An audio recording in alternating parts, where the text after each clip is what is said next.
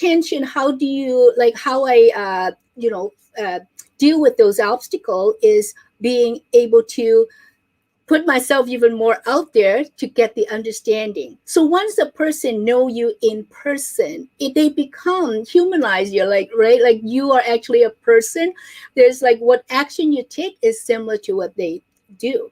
Right. And then also about 26 years ago, I moved into a small town, which is just northeast of Toronto. And majority are like Caucasian and only a handful of Asian family in there. So I came across again racism, and also I was like didn't know anyone, but I wanted to start a business, internet-based business.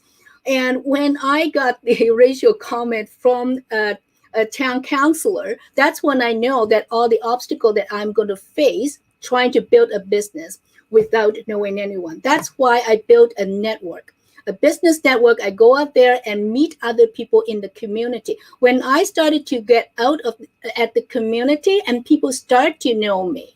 So like, it doesn't matter what rumor is flying around in the town, but when people actually see you taking action, you're doing and helping the community in different things. And that's how I fight the racism, because they're only a small percentage of people that not truly understand and they're saying those words. In order to solve that problem is immerse yourself into their community. It's like love your enemy, get them to know you and they will change. And then, well, if they change, it's their problem, but you live the truth of what who you are.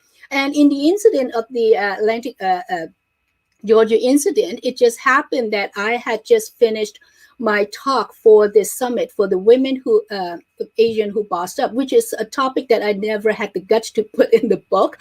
But I wrote my talk, and it happened to be the racism. And it was, in one case was I was in front of my home and someone just yelling at me to go back home. And I was just so upset that I was holding actually a garden, like a metal bar. I was doing my gardening. I just walked towards that car where this young man was sitting inside. And I said, were you talking to me? If you want to talk to me, get out of the car and talk to me. Of course, he didn't. Well, he is coward. He just drove off, right? But that's when I reflect on that incident, which was 20 years ago. And that's when I just saying it takes courage to speak up, because it was just at that incident, because my emotion was over. I'm like, that was my unusual self. It takes me so many years now to actually just come forward and speak about it. Yeah, that's my experience. And also I think it's very sad to see someone young that having that racism, in them, right? Because when I first moved into a small town, I just thought, oh, it's the older generation, they misunderstood what we are. But when you see the younger generation do such thing, and there's like little hope for like 20 years, nothing changed, right? So we need to do something. Thank you. And next, Denise. Hello, everybody. Well, I'm Denise Michelle. I'm the Self-Love Alchemist. I am located here in Los Angeles, and I am a mentor, a coach. I'm an RTT hypnotherapist, and I specialize in all things self-love.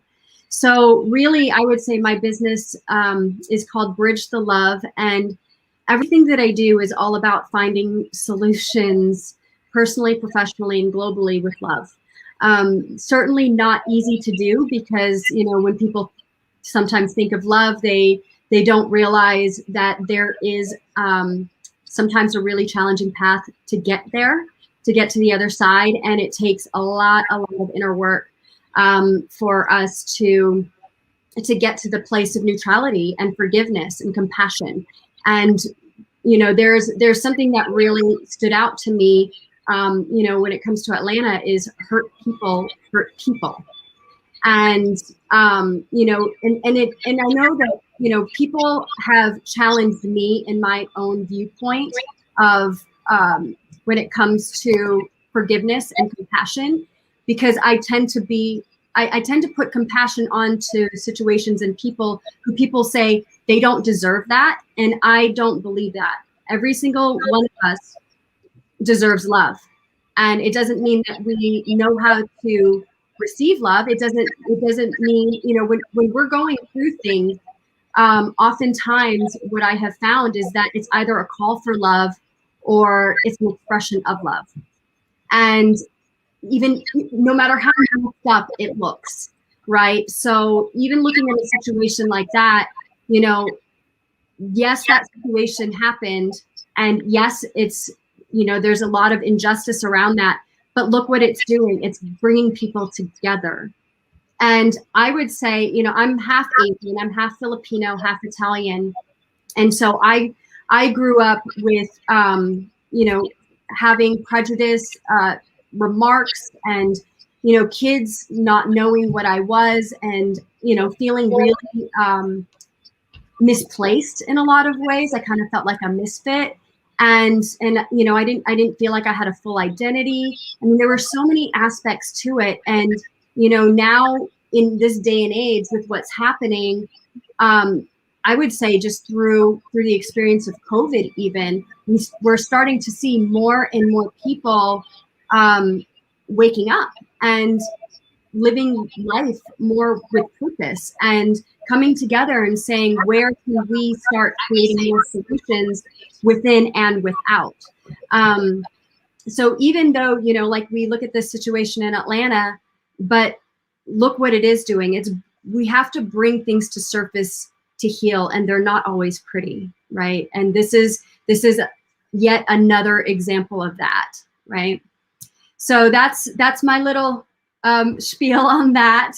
I'm going to pass the mic now to Elizabeth. Thank you, Denise. And sorry for the technical difficulties earlier. My laptop crashed, so I had to restart my computer. But thank you so much, Dr. Larita, for having us here today. I'm based in Los Angeles, and I'm a family law attorney here in town. So I've seen a rise in the number of divorces and domestic violence cases here in the last year. There's been a rise in the number of restraining orders that's been filed. And it's really sad because most of these restraining orders are filed between people that were once really close, and now, it's like abuse and violence and all this stuff happening. And I was hearing what Mary D was saying earlier about all the different reasons that could be an attribute to all of the violence that's going on in the world. And I think, ignorance and a lack of education is one of the most significant factors, or public school systems. They were started back in the Industrial Revolution when there was a need to create more working class people. And so even till today, our public schools, they still teach our children how to become workers in the workplace. There's really no agenda and curriculum about how to become a leader, how to be an entrepreneur, how to deal with stresses at home, how to deal with emotions when something's not going your way. There's really no emotional intelligence training in our public schools. I'm a mom myself. I have a 10-year-old in 5th grade and a 12-year-old in 6th grade in middle school. And I end up having to be responsible to sign them up for emotional intelligence courses outside of their regular schools. They go to the South Pasadena School District, which is one of the top school districts in our area. But I look at their homework, I look at what they're learning at school, and it's nothing. It's all academic stuff: math, history, English, writing, which is great. But there's really no curriculum on all these other important aspects of life. And that's why there is bullying, at school. That's why there's, when a child does not know what to do with the situation, they go buy a gun, like that 19-year-old who just shot up FedEx because he didn't know what to do once he got terminated. And it just continues to happen because of a lack of education. So I'm really hoping that our education system will shift and put some more important curriculum in there, even money management. There's like no curriculum on money management, and that is so important for someone's success. So I'm hoping that, the education system will shift, and or future generations will be able to get that education and put an end to all of this violence and depression, all this stuff that's happening in the world, and it's all due to a lack of knowledge. Yeah, so thank you for hearing me out, and I will pass it on to Vivian. Okay. Hi, everyone. Thank you, Dr. Larita, for inviting us. My name is Vivian Esti Guzman. I'm actually called a money magnet activator. So it's perfect timing. And also they call me human MRI. So I used to be a holistic physical therapist and then shifted my career into coaching and mentorship and educating people about money and how it affects us in many, many ways. Well, obviously we know that that's one factor sometimes why people go ballistic, right? Either the lack of money or there's some big problem that they don't know how to handle. So circling it back to how Elizabeth said it, sometimes we have problems at home and then we don't know how to deal with it. And therefore, we go outside hoping for a solution, but sometimes the solution, well, most of the time, the solution is not outside of us. So I help really people work with themselves, because how you show up as yourself becomes a reflection with your family and even in your own home and even outside of you. Now, obviously, there are some factors that we couldn't control, obviously, but I always say it starts from within us, right? If what Denise was saying, if we know how to love ourselves, but sometimes that wasn't even taught how, right? Whatever we learned, that's what we thought was normal, and that's what we thought we should be doing outside. Now, I'm noticing after that COVID, the pandemic, everything, I think part of people going ballistic is they are so cooped up in their home, because of all the lockdowns. It's almost like thinking of an animal. When you lock them down for a long time, they kind of don't know how to behave. They don't even know how to socialize. And so the more, well, if we didn't get that information or that education within our home, because a lot of people are so disconnected, even from their own family members, I'm noticing lately, it's like, how come they're not as close? Because I know in the Asian community, we're super close, right? Like we know each other's stuff, like the ins and the outs of the family. And then now there's so much more space or so much more silence in between, almost like nobody's talking or communicating. So we want to thank you for this, because we have an opportunity to speak up, knowing that if we don't practice what we preach, right, outside of our home, what happens is it becomes a disconnected mess, so to speak. So physically, emotionally, relationally, and spiritually, we need to be more aligned. So if we're not aligned and we're not congruent with our values and what we honor as important for ourselves, it shows. It just shows outside of us, unfortunately. So thank you for having us here. So I will pass it on now to Sabrina. Hi, ladies. Thanks for all being here, having included in this space, and thanks everyone for watching it. And you choose for the past half hour to chime in, to just be an open heart to be here. So honor that for all of you. I'm Sabrina Rumbach. I probably is one of the things that all of us talk about, is feeling that always on mentality of this whole society. No matter if you're chasing for the next degree, certification, job experience, even Elizabeth also mentioned that emotional well-being part, that EQ part. But after all, did you know that all these excuses we give to ourselves, they're just lies? Because achievement, at the end of the day, when we're fighting for our title representation, it's a freaking lie. Most of that is only half the equation for you to have those well-known establishment, because what's the other half of the equation in positive psychology? We call that positive quotient. For any one negative experience or negative thought, it takes at least 3 to replace them. Let that sink in. Are you allowing your brain to be bombarded with all the negativities, all the unfairness that you embody, where you are so sure about who you are, and then you are now allowed anybody else to spill poison into your life? Now, I'm someone who also wasn't born in this country. Only girl in the family, all my family, all the boys in there. So then I got even more of a competitiveness to fight for what I wanted. And I'm one of the only practicing clinician in this whole book of 18 lady. And I'm proud of that. And I thank you guys for even inviting me to join this club of sisterhood. Now, I'm not the typical model student. Now, I have been asked, did you go into medicine because your parents forced you to? And then my answer is no. I fought myself to 2 bachelor degrees, 2 master degrees, get myself into one of the best heart and lung surgery center in the country, in the world. And then I thought I made it. Now, if I'm young, if I can do it, let me just do all the stuff.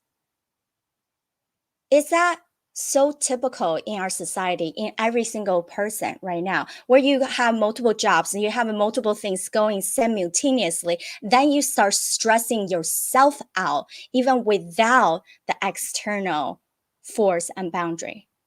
And then we start losing what? Our own sanity, time, and energy, and still wasn't sure, why are we fighting so hard for?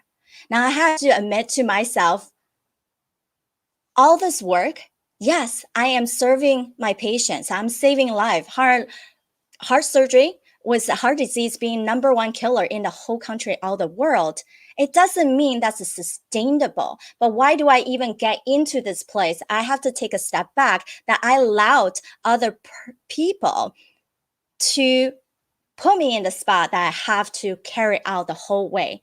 I have to admit, this is my own doing. So instead of us looking everywhere else, finding excuses what doesn't work, can we be honest with ourselves of what have you done to put ourselves in this spot? And then turn that thing around. So then I have to go back to my world in neuroscience and public health, really thinking about how can we fall back in love with everything that we have achieved. I'm not regretting when you turn 80, everything else will be like, hey, I lived. It was vibrant. I brought it. I have no regret. Can any of us say that if somehow something happened to us tomorrow? And if you haven't got to that point yet, self-determination theory in psychology, we say the more we understand ourselves, our intrinsic value, our motivation, then you become more resistant, persistent, and perform at a higher level. So not only I still practice heart and lung surgery, but I also became a keynote speaker to talk at international stages, medical conferences, and especially help private practice owners. Now they found that not only medicine is their true passion, and they wanted to create this new practice for their community. Let's not turn that new passion into a new prison. Let's not build yourself into a box of setting in the way that you're draining yourself, but you truly actually able to have that double win, elevate and sustain your performance productivity. So I'm happy I'm being in that space with all of you. And then thank you. And hope you guys are enjoying the rest of the time while we're chatting. So I will turn my mic back to Dr. Loretta. Thank you. Thank you so much, Serena. I'm just excited, and just listening to the diversity that we have on the panel today. It always amazes me, no matter the lines of intersectionality that brings us together. There are always many more lines of diversity that exist within us. I want to say this, even as you were shaking your head, Denise. So you were in LA Elizabeth, I think she's in LA. She said, I don't know if anyone else mentioned it, but when you start talking, Denise, about love. So one of my sisters, her name is Dawn Whitty. You may have heard of her, may not. But you guys absolutely have to meet. She actually lives there in LA. And she, we always joke. I tell her that she's my white sister from another mother, and then I'm her darker sister. But she's just love, love, love. So when those things are happening, it's love and it's love and it's love just all the time, which you heard me say earlier, that love should be a plumb line. It should literally be the measuring stick, because it helps us to fight through our differences that we have, so that we don't have racist actions and views towards each other, but that we're able to work together. And so you guys will do absolutely amazing together. And then Elizabeth is there. So I have to make sure that I connect you all. Some of you may or may not know, as we get ready to dive into the next section, I was also fascinated by your book, Asian Women Who Boss Up, because we have our book that was also released during the pandemic. It came out last October. It's called My Pink Stilettos. I have a copy of it here, My Pink Stilettos, and it is a compilation of stories from 17 women from across the globe. And I think it is so amazing when we can come together and bring our differences. We have, I have 4 global ambassadors. One is in London, UK. One is from in the Netherlands, in The Hague. One is from Afghanistan, living in India.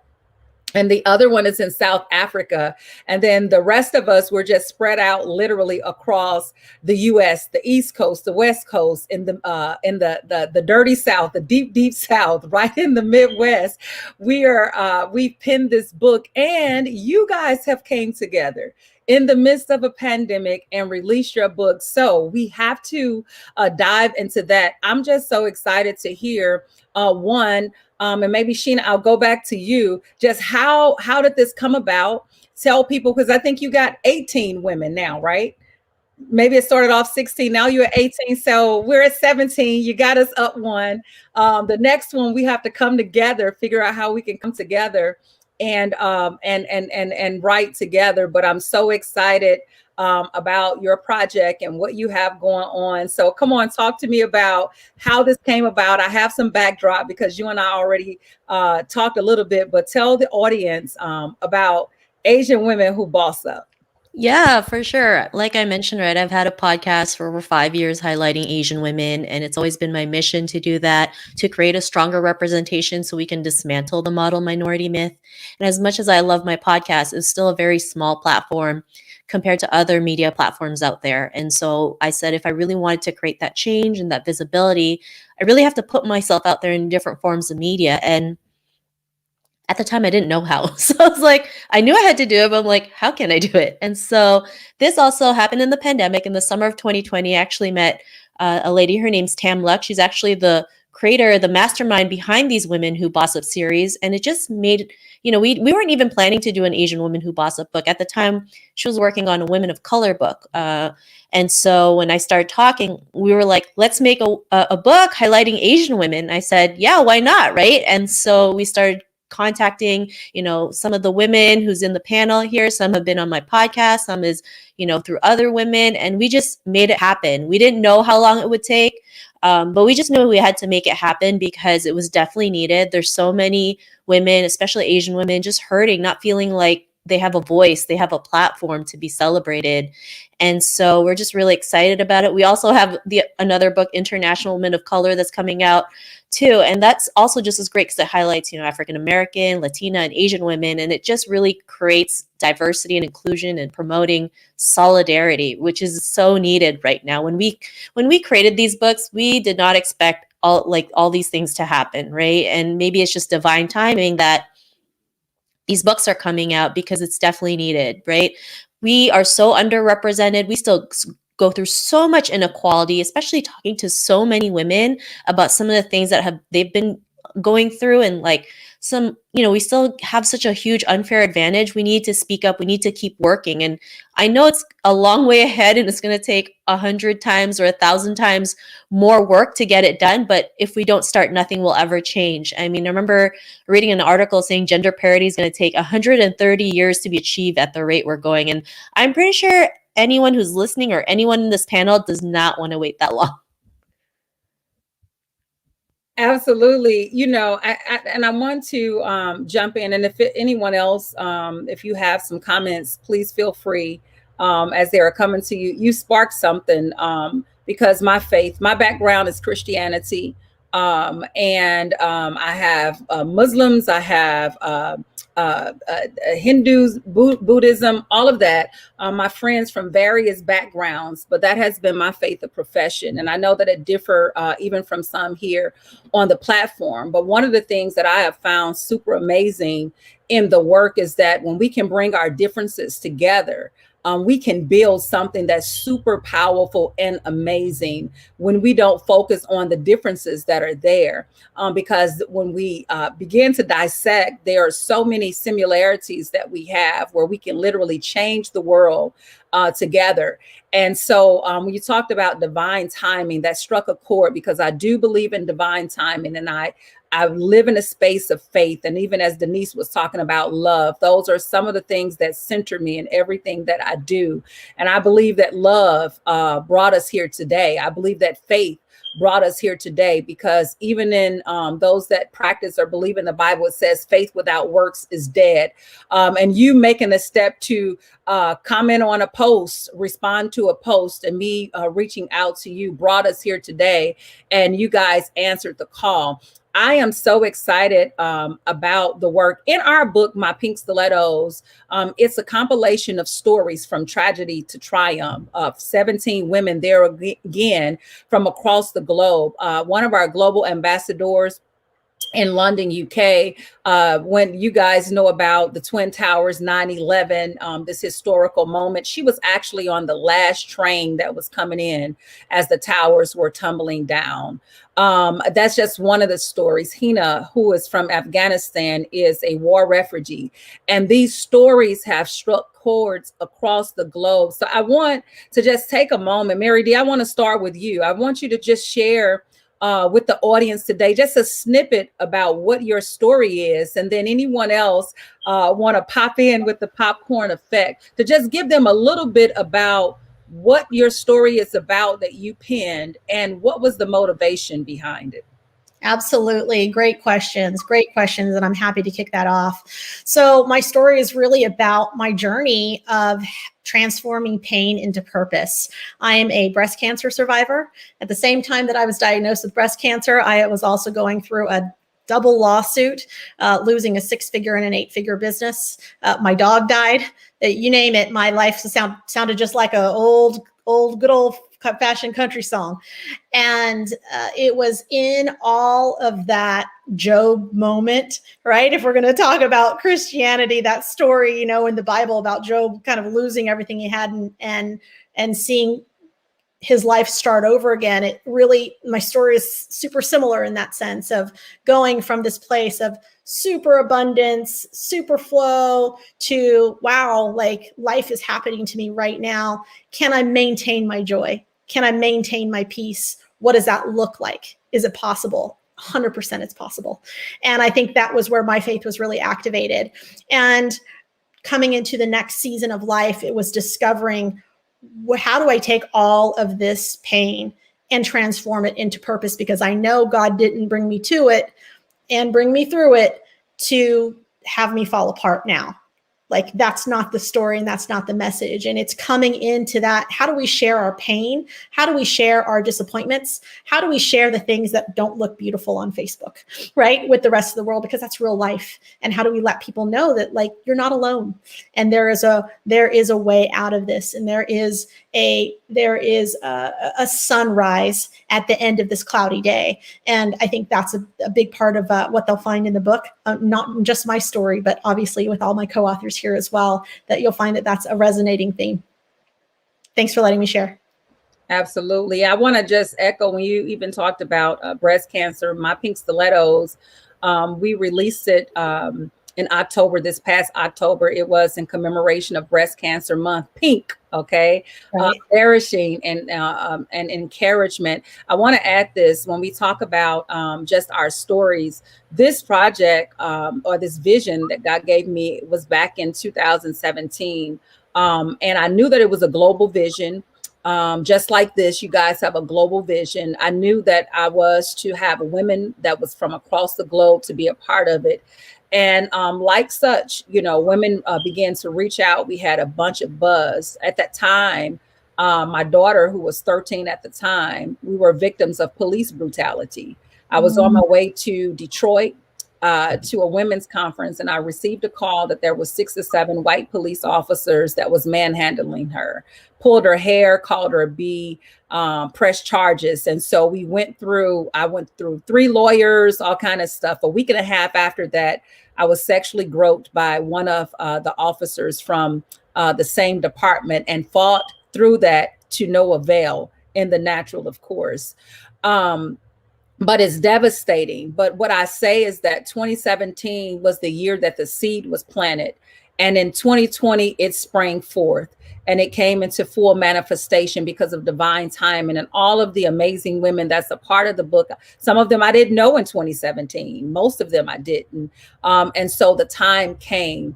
And so as I hear you talk about that and your story of what you have penned and the stories of other ladies, I am going to digress, because Denise, I want to know what your story is about. Tell the audience, what did you write about and why? All right, awesome. Thank you, Dr. Larita. I didn't become the self-love alchemist just because I thought it was cool. I was born with a mental illness called borderline personality disorder, and I had no real identity. I had no idea how to deal with my emotions, and it was really debilitating. And even though I did well academically, I was what you would call a functioning borderline. But underneath everything, my mind was like a ball of twine, and I couldn't break down the things that I was feeling. I would get triggered and then go from like 0 to 60 when it came to anger. I could hold it pretty well until somebody got close to me, and I traumatized my family. I traumatized my boyfriends. It was really hard. And I didn't even get diagnosed with it until I was 26 years old. And that's when I kind of started going into my healing process. And then at 28 was when I came to peace with death. And I was really ready to end my life. And I gave myself 24 hours. And that's the first time I heard the whisper that it was time to get some real help. And I put myself into outpatient treatment at Cedars-Sinai Hospital, left my job of nearly 10 years to save my life. And that's really how it started. I was in the program for 9 months, and I had to unlearn everything I learned to become a new person. So it was really like doing a 180, which led me into wanting to be in service for people, because I realized that, that whatever was happening with me wasn't about me. This was about how I was here to serve others. And I took that, and I went for my dream to become a yoga teacher. And I opened up a yoga studio, which turned into more like a healing sanctuary for people, because I really saw yoga as therapy. And that was the beginning of my entrepreneurial journey. But then, the self-love aspect of it really didn't come until later, because I was in so much service that I didn't know how to take care of myself. And I burned out and ended up closing the business, wandered for a couple of years, trying to figure everything out up until 2017, where I was catapulted onto my path and what I'm doing now. So it's been quite a journey, I guess, needless to say. Lots of initiations, I call them. And just like every single one of these women in the book, it's that dark night of the soul over and over and over again. And we keep showing up. But now I feel like it's getting much easier because we have each other. We're not doing it alone anymore. We found each other, and we're a family. So that's the gist of my story. Wow, thank you so much. Who else? Who else wanted? All right, go right ahead on, Vivian. All right. So piggybacking on what Denise said, so and what Mary D has experienced, I had a TIA, or a warning sign for a stroke. So suddenly I woke up with the right side of my body. Imagine a physical therapist having a stroke. And I used to treat stroke clients and patients, right? And that was my wake up call back in, that was about 2007, I believe, when I had like a few months after I had my fourth child through C-section. And then I realized that God was like tapping my shoulder saying, are you really going to do what you're doing now? Because I was helping people, right? Physical therapy means you take care of their pain and stress.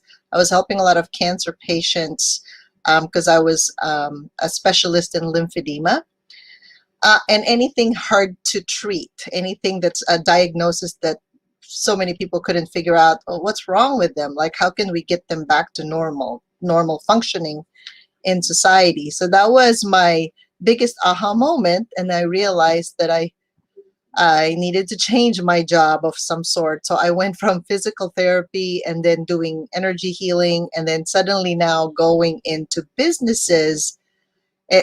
As you saw the title, Money Magnet Activator. By the way, just that title alone, it took me years to even come out with that title, because what happens to that, right?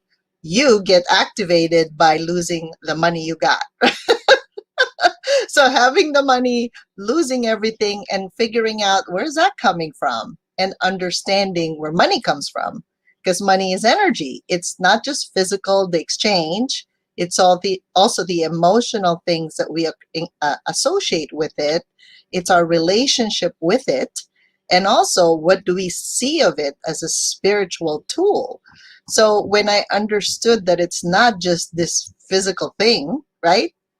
Because I had to learn all that, or unlearn whatever was given to me by society, by my family. Then I can now share that gift and skill to other people. That making money is not just making money. It's not like, you clock in, you clock out, and then you get paid. It's not like that at all. It's actually when there's a deeper purpose, a deeper meaning to what you're doing, and you're changing so many more lives.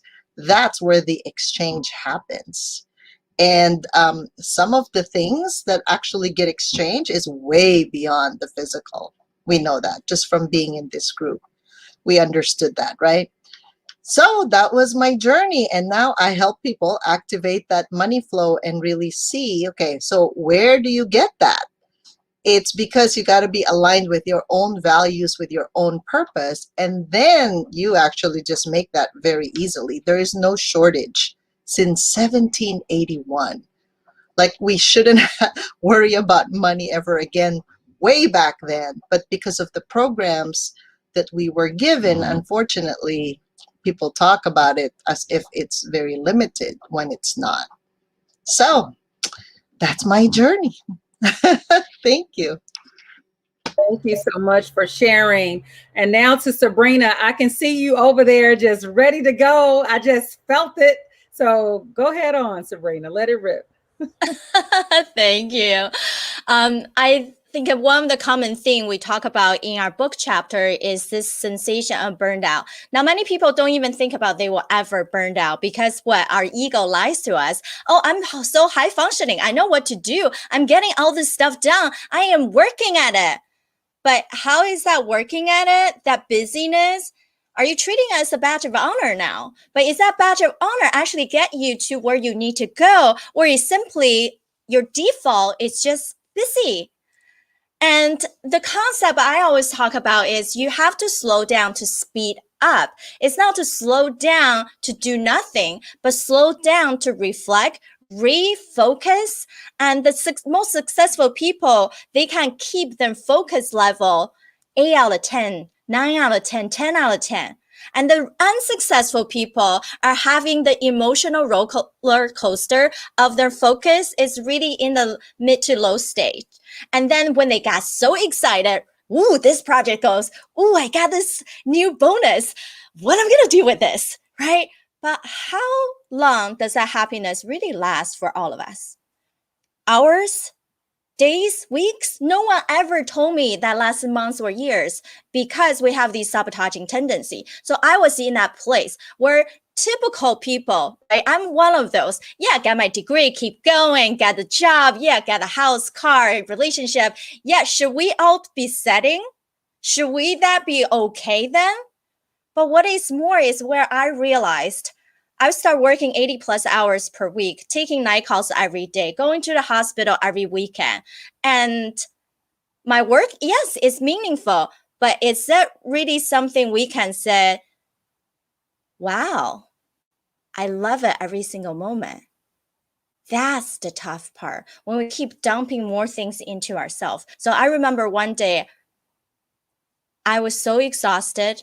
It was hardly 8 o'clock in the morning. And my body was weak. My hands were even cramping. And I had a fever of 101 degrees. It wouldn't be so bad if I had the day off, but I was standing in front of a patient's open chest with my hands inside him, focus, right, with everything I got at the moment just to get through this surgery. For anybody who don't know about heart and lung surgery, our cases are at least 4 to 5 hours. So my nurse even noticed Sabrina's quiet. That's something wrong with her.